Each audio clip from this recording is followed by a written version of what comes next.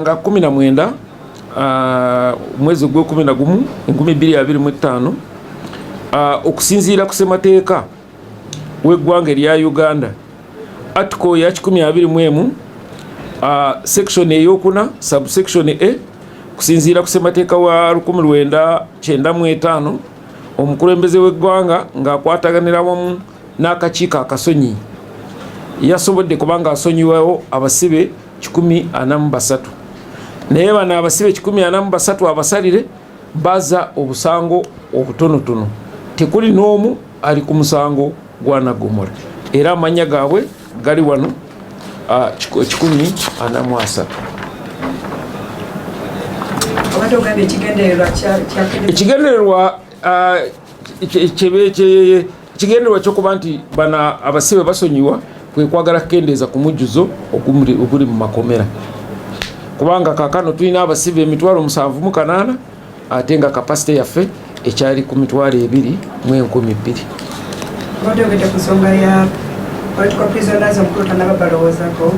Well, political prisoners nze beemanyiko abasinga bakyali ku misango bakyaliremba n'emisango ate akakiiko akasonyi kakwatagana n'abasibe abasalire so ebisigadde Attorney General yabimanyi. Of course oluusi abamu bakomawo kuba naddala bano abenyigira mu byokubba oluusi bakomawo. Well, nina okufaka kusooka kinoonyerezaako kubanga okimbuuziza ezo si mu statistics tukapitalinga buli kiseera naye kibaawo nti oli afuluma ate naddamu kukola ebikolobero n'akomawo. Nzijukira mu biseera ebya covid abo abaali bamenya amateeka ga kafyu omukulembeze yayogerako ne ssebe wa gavumenti DPP n'agamba nti emisango abo abali mu kkomero lw'emisango gya kafyu agijjemu enta balyoke bayimbulwe era abasinga bafuluma kwekyo naye nga tasobola kuba nti abasonyiwa direct aba alina okuyita kubanga baba bakyali mu kooti yeba erina okukola ki okusalawo tebali mu mizigiti oba mu katale bagendayo lwa nsonga waliwo be batuusako embeera etali ntuufu kati bali eri bali kukola obusibe kusinziira ku misango gyabwe gye bakola ki gye bazza so tosobola kugamba nti bona obayimbule oba olyamuza amaanyi abo abakosebwa bino ebikolobero ebyabasibe bye bakola ki bye bakola ate omanya nti oli bwabeera omusalire kiba kituufu nti obukakafu bwavaayo nti omusango yakola ki yaguza bano bebesalire nakisaba gurupu eno teri yasaba naye kitukakatako nga ab'ekitongole ekyamakomera nti buli mwaka tuba tulina okuteekayo enkalala z'abo abasibe betukakasa nti bagwa mu kiti ekyokuba nti basonyiibwa. Nga nkokavu 8 naye obusobozi bwaffe twandibadde obulungi nga tukuuma abasibe 22,000 kati bw'ojjako 10 kino omulundi ogumu ogatteko n'abalala abafuluma mu ngeri eza bulijjo kiba kituyambako ffe nga ab'ekitongole ekyamakomera. Ku makomera 269 bano bavudde mu makomera agatali wansi w'e10. Leero tebagenda kusula mu kukomera kuba ebifaananyi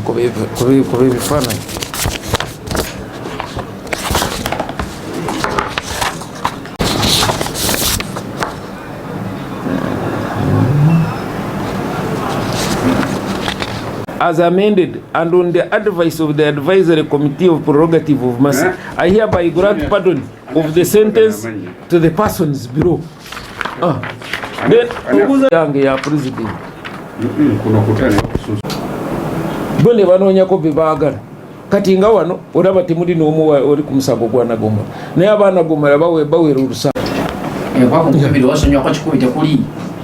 Ziba 0.210%. Kunkumi ebiri obasonyiwako 10. Nalayika omusaayi kuva mu kamwa. yagenda nga mulamu atambula bakugamba bwogenda mu kkomera ku nsonga z'omukyala Madada Sauda omusibe omukyala ali eruzira nga namba 975225 kiri nti ennaku z'omwezi nga 10 mwezi ogw'omwenda twayaniriza omusibe oyo ayogerwako eruzira mu kkomera ly'abakyala era nga bwe tukola bwe bamucekinga abasawo ne basanga nga ayinako obulwadde obwalina okujjanjabwa nga lumu Novemba 2025 sawa nga 5 ez'ekiro ng'agenze mu kinaabiro yafeintinga naye banne ne badduka ne bamuyamba ne bayita abasirikale n'abasawo okujja omukolako era olwamala omutuukirira ne bamutwala mu ddwaliro oba mu Sikibe awo ne beyongera okumwekebejja tetwakomaawo twabuuza omulwadde n'aba nga atuwa kontakiti ya dokita we personal doctor kati bwe yajja ne baba nga bakwataganye n'abasawo abaffe era omusibe ne bamugamba atwalibwe Mulago gyabadde ajjanjabirwa nga bwe bamujanjaba ne bamuzaayo mu prison kati ennaku z'omwezi nga 17 ng'enkeera yaako agenda mu kkooti ttiimu yaffe ey'abasawo bagezaako omwekebejja nga balaba yadde talina maanyi naye yali akyasobola kuba nti agenda mu kkooti oluusi afune obuyambi bwa kkooti mu kweyimirira ebyembi nti nga yakatuusibwa kkooti ng'ennaku z'omwezi 18 omwezi guno era obulwadde bwaddamu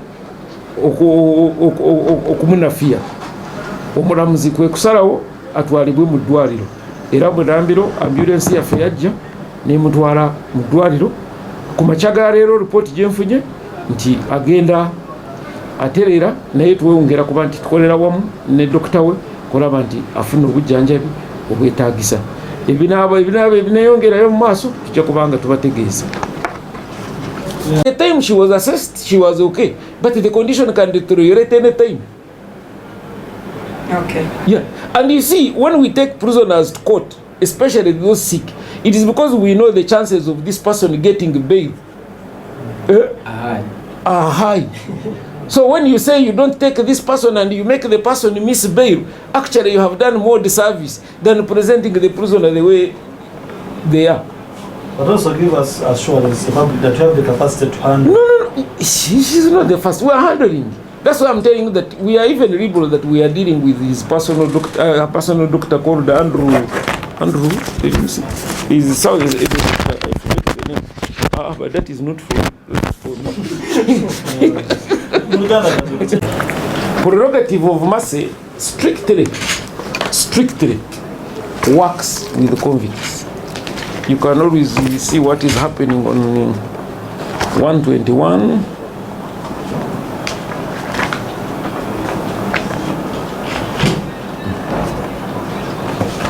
You can focus on it yourself. I don't need to read it.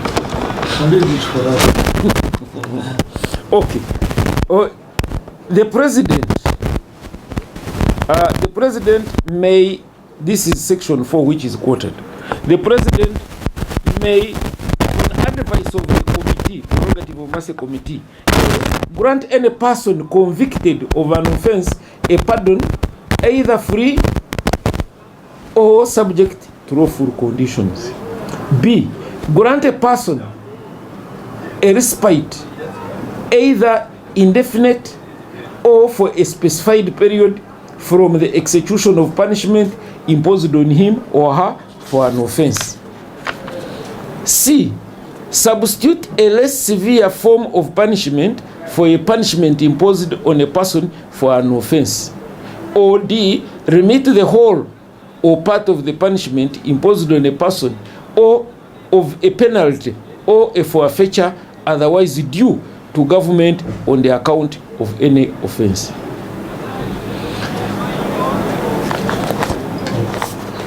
So like I'm telling you, our capacity is at 22,000, but we have 78 it means that our congestion level is still above 300%.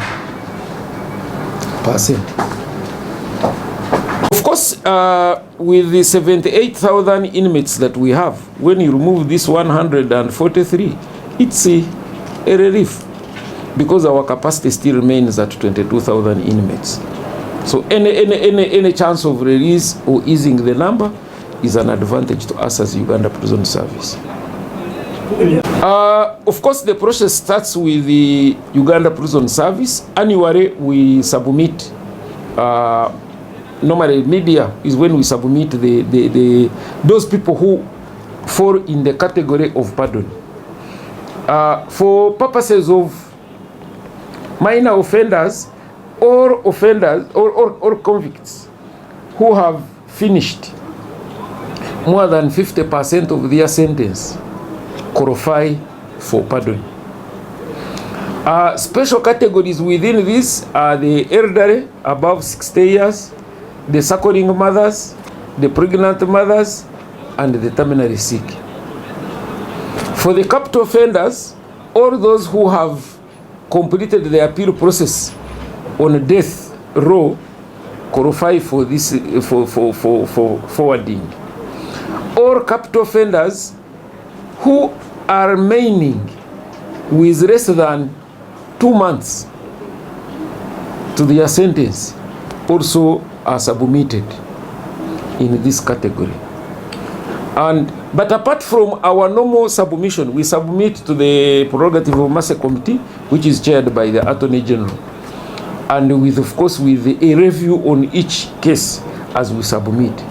Then they also go in and make their assessment and recommend to the President. But there is another channel that sometimes the prisoner, using his lawyers, especially these capital offenders, can petition the President. And when the petition reaches the President's desk, it is brought to the Prerogative of Mercy Committee, and the committee advises accordingly. When are they going home? As I'm talking today, they will not sleep in prison. Because as soon as we receive the order, we execute. They come from the same prison? No. They come from more than 100 prisons out of the 269. And since this music... Klasi, umusomesa nebo bera mulungi otya era mujja kubaamu abaana abatayita ebigezo. Kubanga ye system. Pardon in respect of 143 prisoners.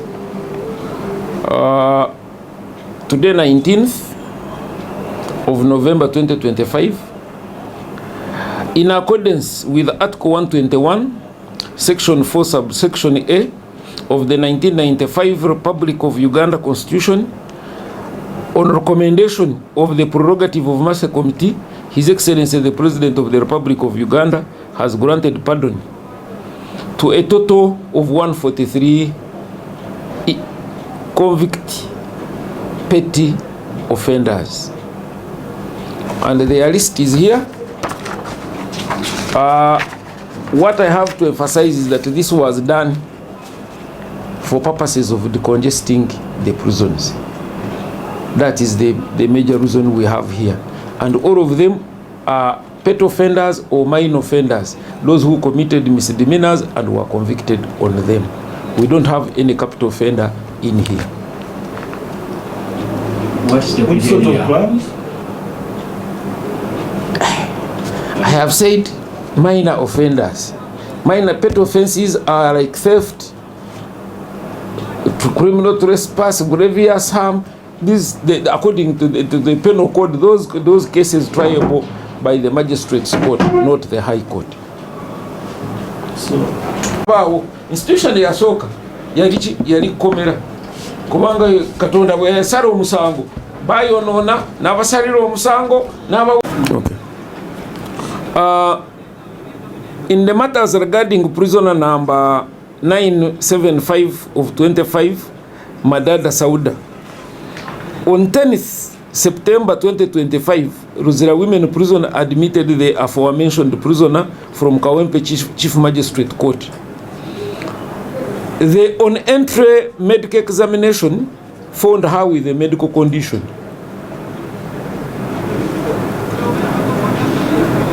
On the 1st of November 2025, at around 23 hours, she fainted in the washroom, where fellow inmates helped her and immediately called for medical assistance. Thereafter, she was taken to the sick bay. The prison medical team, in consultation with her personal doctor, referred her to Murago Hospital for further management. On 17th November 2025, a medical assessment by prison medical team indicated that she was stable to attend court. Unfortunately, on 18th November 2025, while at court, her medical condition deteriorated. On court orders, she was evacuated for medical attention. By this morning, 19th November 2025, the medical report shows she is stable. Uganda Prison Service will continue to update court and the public of any developments. Do you regulate anything? What do I regret? Having done what? The prisoner was sick from the time she came in. Now, if she got a medical problem and she's being treated, what should I regret? I regret death. This one is not dead.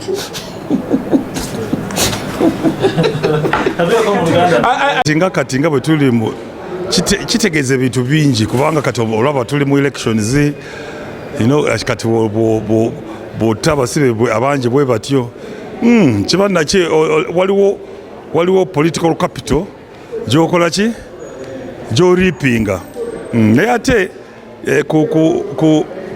kutabasibe bwe batyo nga temuli linnya lya Besigye nakyo tekikola makulu kubanga kati musajja waffe Besigye abadde awo e Luzira omwaka mulamba tawuzesebwa atudde awo butuuzi tafuna beyiro tena kitambula kati bamukwata tebamutuuza awo ne bamukola ki ne bamuwerabira kati singa mubaddemu omuntu nga Besigye nandibadde ngamba nti kale awo waakiri naye kati Besigye nga taliimu yali nga kyali mukomera n'obuwulirizi nga abasibe 10 oba 8 oba bameka sitiro nze mba ndaba kiba kitirina makulu agali awo nze yendowooza yange eyo. Well, good. That is good. That is good. The president has done that because that is his constitutional right. The constitution gives him the prerogative to pardon convicts anytime, anywhere, and we thank him for that. But I think again, it's not enough to release all those kind of people. I would have expected the name of Dr. Kizza Besigye and Sheikh Abasibe Lutale to be also among those released. Because as you know, Besigye and Lutale have been in Luzira since November last year. They have not appeared before any court for trial. They have been denied bail. All their rights have been, compromised, and they are there, poor men. So I think it would have made a lot of meaning if those two names were also among the list of those whom the president have pardoned. Give me this opportunity. The president pardoning the prisoners. The prerogative of mercy to pardon. Yes, he has the powers. The constitution gives him powers. And for me, I don't see it as a bad thing, really. It's a good thing and I welcome it. But the most important thing is what category of people, It should extend to every other person, even the political prisoners. There are those who have been there uncharged and all that. So why keep them uncharged? What best order them to be charged? If they have no case, they release them, So that would be my concern here and the comment. Thank you so much. Yes, thank you very much.